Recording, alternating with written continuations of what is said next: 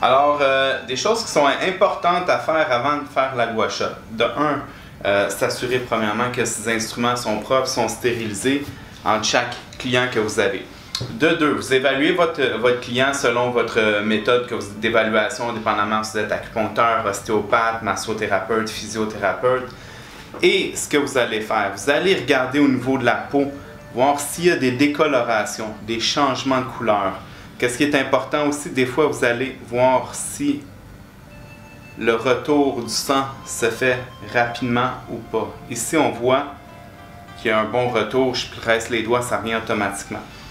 Un autre point qui est important, la température. Que là c'est vérifier les différentes zones qui peuvent être froides, qui peuvent être chaudes, qui peuvent être humides, qui peuvent être plus tendues. Si vous faites déjà un massage de préparation avant, vous avez déjà une bonne information. Ce qui est important aussi, on ne commence pas à faire la gua sha directement comme ça. On peut préparer soit par un léger massage, différentes techniques que vous pouvez utiliser juste pour réchauffer le corps et la peau.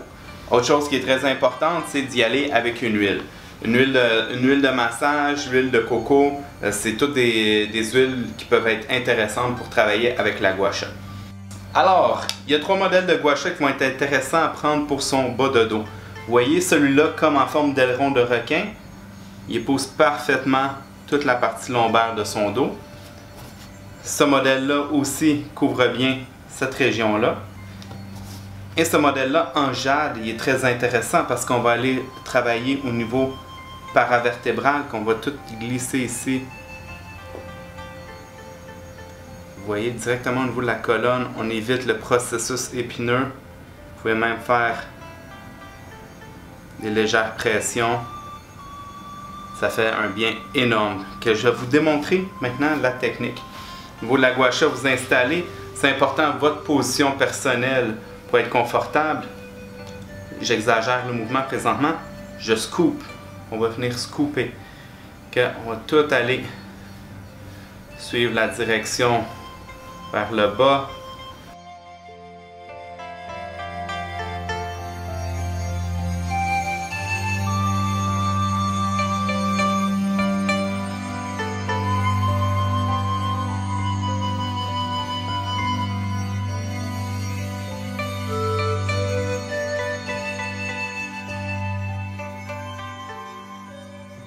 Même chose si je prends ce modèle-là, vous allez voir ici, regardez la bordure, comment elle est mince.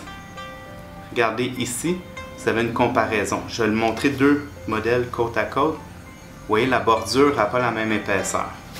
C'est important parce qu'il faut commencer avec une bordure un peu plus large, admettons comme son dos, parce que c'est beaucoup plus smooth, c'est beaucoup plus doux.